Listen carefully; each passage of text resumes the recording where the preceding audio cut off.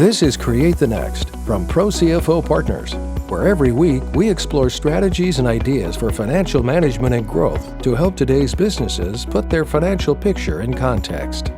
Welcome back to Create the Next. I'm Chris Milliff, and I have with me one of my favorite people in the universe, Haleh Fardi, who is co-founder, managing partner at ProCFO Partners. And Haleh, today we're talking about beginning again, fresh start, starting anew.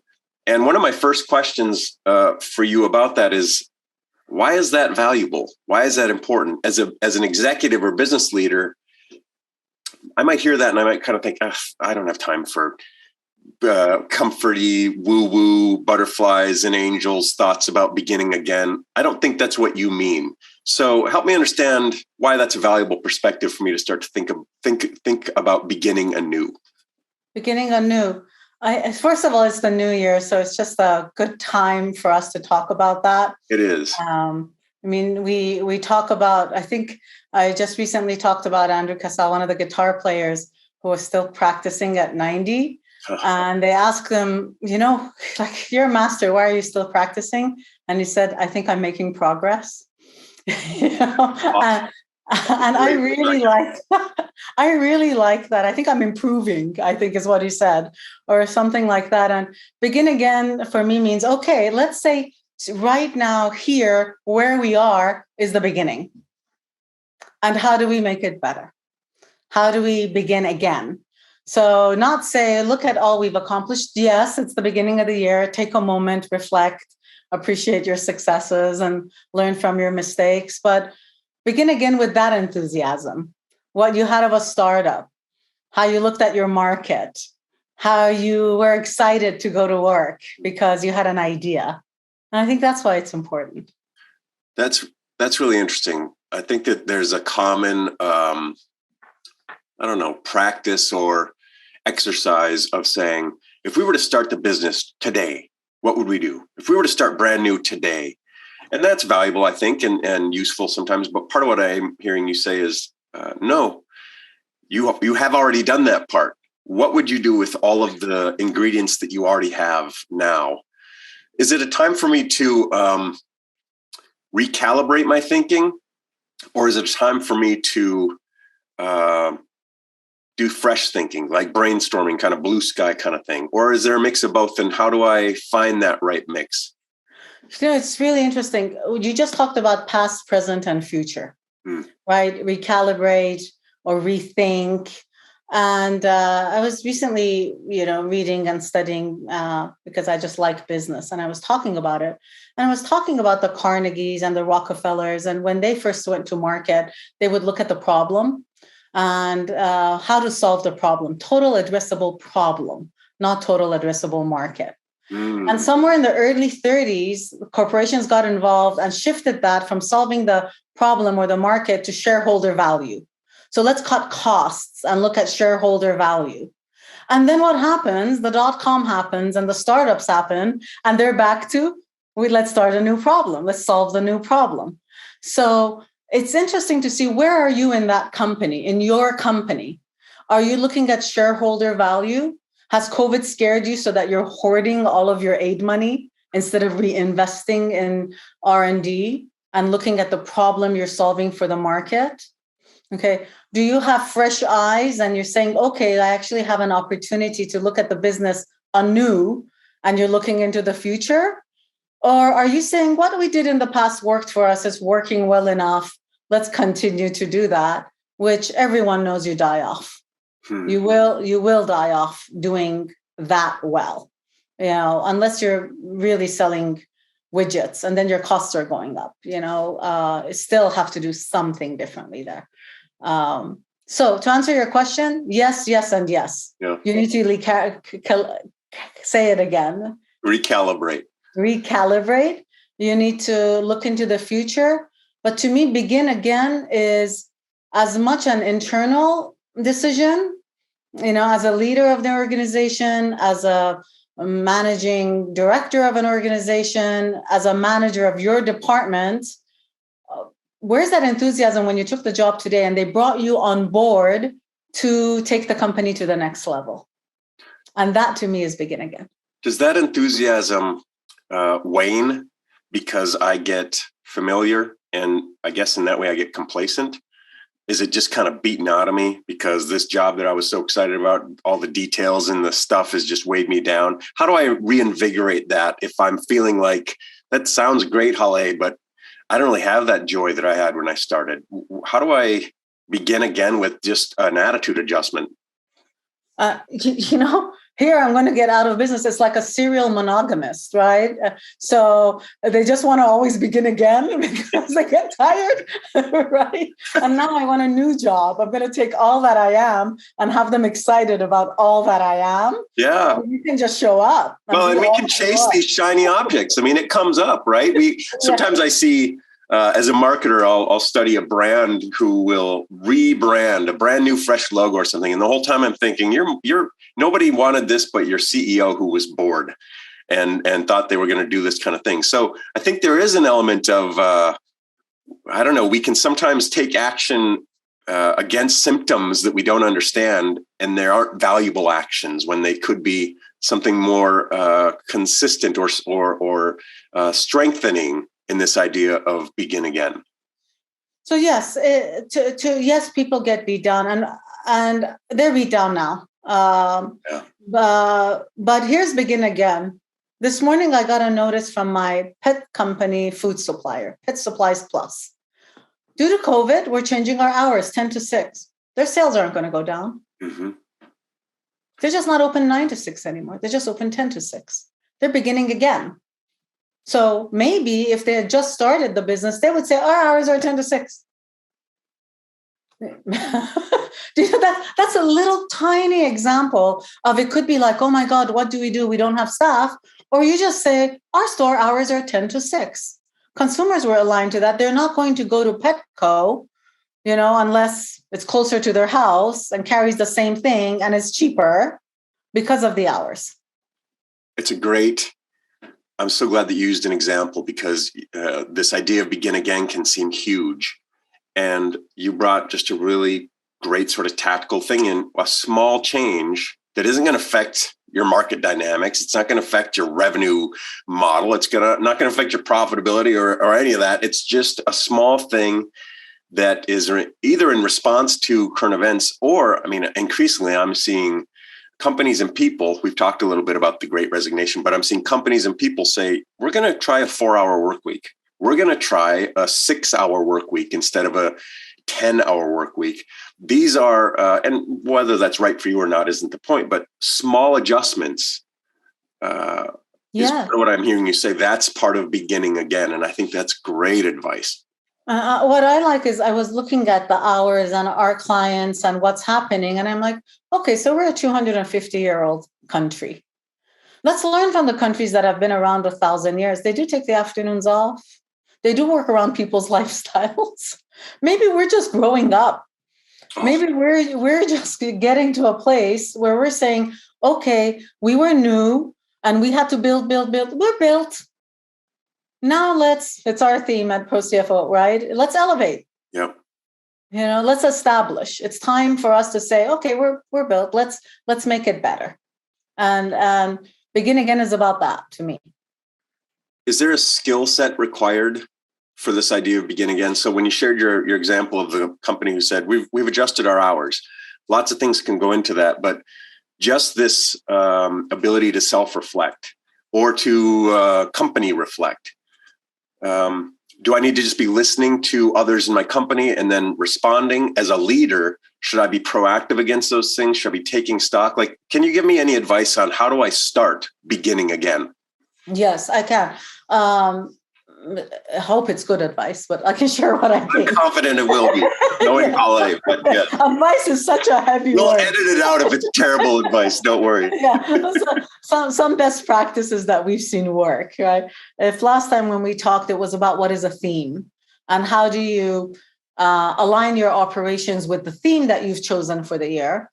I think today, begin again is actually transactional. It's about doing. So yes, there is also an internal shift. There's a mindset shift of this is new, this is fresh. I take this job today. I'd build this company today. I'd buy this company today. I'd work with this team again today. If the answers to all of those are no, You have bigger issues. You're not in that company. You've left before leaving. But if you can do the work, and then it's about actual execution. And there's a great tool. It's an open tool. It's called a lean canvas. We have it. We call it the revenue flywheel. We use it, on our website. You've actually helped us with that. You can go download it. Take that lean canvas and begin again. It's a business model canvas. Are your current operations tied to your market? The first column in that is, what is the problem you're solving? And I think that's really, really important. It's activity-based. Sit with your team and say, what is the problem we're solving today and in the future? It's been the holidays and I've had enough joking from my daughter, who came in and saw me wearing Oculus, right? She came downstairs and I was in the middle of the room playing Oculus. And Oculus is the VR headset. The VR headset, you put it on there and you're kind of moving around the room. Like you're wearing sort of underwater goggles and paddles in your hands, and yeah. Something attacks you, you're moving, but there's no one there. So everyone's videotaping you because you can't see them. I mean, it was a holiday thing. And as I was thinking about it, and then looking into the next version coming in, and, it's a Facebook company. Boy, have there been one-liners from late night show hosts about Facebook changing their name to Meta. Mm-hmm. They're beginning again. They're already 5 years away. They're no longer going to be this Facebook. It's sure they'll make money doing that, but they're going into virtual reality. And they're going into virtual reality when the mom is playing with it at night while her kids are sleeping. I mean, they're in the future already. So when they began again and even changed their name, they're already there. They're doing it. They're just taking the steps of how do they fill those shoes? How do they fill that vision? And that's how they're doing it. All of us were like, what's Meta? What are they why are they changing? Slowly, first introduce the product and testing it, then change the name and testing it. And they're going to be a totally different company. And Google and Alphabet did the same thing. They're beginning again. They're not sticking with Facebook and Google. They're saying, okay, these are two. What's next? It's a really interesting point. And if we look at Google and Facebook, if Apple was Apple Computer for the longest time, and then a few years ago they changed to Apple Inc., they are companies that are saying we are proactively taking a step that you won't fully understand yet, consumer, but you will down the road when we're making glasses and watches and things that aren't computers anymore, at least not in the way that we think of computers, or services. You can now subscribe to this, fitness, that, podcasting, the whole thing. I think there's an interesting angle there around, is beginning again reactive? Oh, the market is changing, or our business is changing, or, COVID and all these things, or is it proactive, meaning, and you and I have talked before about how you should be looking at your revenue model at least once a year. Shouldn't just have decided in 2006, this is your revenue model. And here we are 15 years later, and you're still stuck in something that isn't even, viable or valuable anymore, or you've accidentally made some of those changes without being thoughtful about it. Should I be, I don't know, what's the mix of thinking 2, 3, 4 steps ahead and reacting to pressures that I might be feeling, real or not, and beginning again with that in mind? I can give an example of a restaurant, because when we talk about Google and Apple, maybe, people who are watching are like, well, I don't have the resources of a Google and Apple. Let's talk about an industry that was completely sidelined by COVID. And so the ones who survived very quickly began again and had a takeout model. So you could get the food. They jumped on board to DoorDash and Grubhub and Uber Eats, and they prepared the same food. So suddenly, when you could only get a burger and bar food, you could actually order from the higher level restaurant, and you could have that food brought to your house and eat at home at dinner. So again, the holidays, I go to restaurant. One of our favorite restaurants has opened back up, and we're sitting there and we look at the kitchen. Half the restaurant has been converted to their takeout kitchen. Yeah. So they now are no longer just a sit-down restaurant. They have a very robust, as many people were waiting to be seated, were people taking out their food. And so that's a begin again. So are they being reactive? Yes. Are they being proactive? Yes. They reconfigured their kitchen. They updated their technology. You see, they had to look at their operations. It's a totally different kind of operations. We waited for our food an extra 10 minutes because they're waiting for the orders and they're making it maybe differently than they were making it before. So it was a longer for the ones who were having a sit-down dinner. We're now used to picking up our food and sitting down and eating. And we're like, okay, let's find something else to talk about. Because it's a great illustration. And I love, we've talked before about how the pandemic was kind of an accelerator. Like it's just hastened what was already sort of happening, whether it's working from home and online sort of communications or whatever. But this is an example of who doesn't want the opportunity to just order their favorite food easily and elegantly and simply and not have to jump through the hoops that maybe existed before. Or even if we look at, now I can usually watch a movie when it comes out at home. Well, I always wanted to do that, but there was resistance until there wasn't. And we're never going back to that. I think that's a great illustration in this idea of, and COVID and the pandemic represents a whole thing, but we all have these opportunities, like you just pointed out with the pet company, where if we just take stock, we can say, what is the present reality introducing to us that seems to be indicating we could make a change that wouldn't do anything except help us or our people or our team or our morale or our customers in the long run. And maybe that's a small thing like more flexibility, with this or this, or better sort of compensation packages. But it doesn't need to be such infrastructural things. It can be smaller things as well that just change the dynamic of the customer relationship or even the employee relationship or even the business's relationship to the marketplace. There's a lot to unpack in that whole concept. There is. So it could be smaller steps and it could be a very big step. When you begin, you invest. You invest time. You invest wisdom, expertise. You invest resources. You hire people. You invest in market testing. You invest in marketing. You invest because you are beginning and you need to see, okay, is it aligned with the demand out there? Is it aligned with the problem out there? And right now, yes, your hours, and maybe the hours will go back to 9 to 6 when they have staff. Why? Yeah. I mean, really. And I don't know anybody right now. We can't even get meetings at 9 o'clock. People are taking their kids to school. Yeah.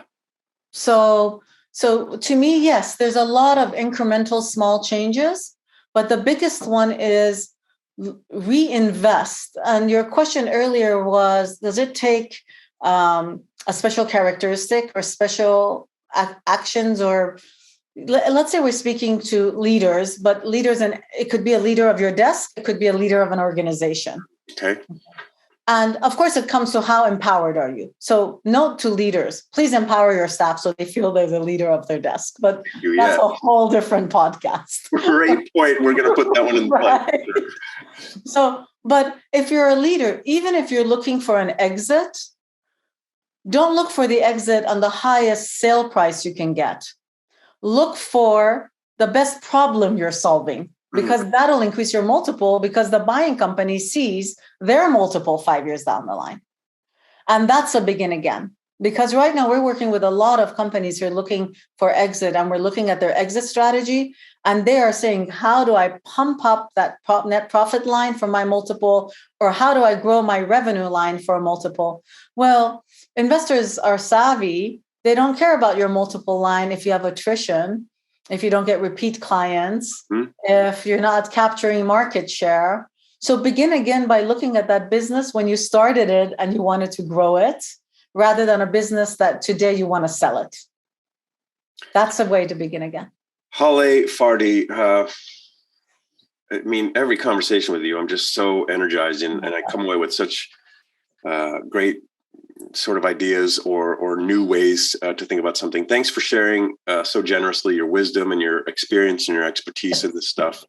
And I just love that you're kind of our go-to you think in these wavelengths about begin again, and you're able to put it in a way where it has substance and not just it's not just an Instagram meme. It's something that I can sort of grab onto, and I can start to see it play in either in my business or, as you point out, in my desk, which is really vital.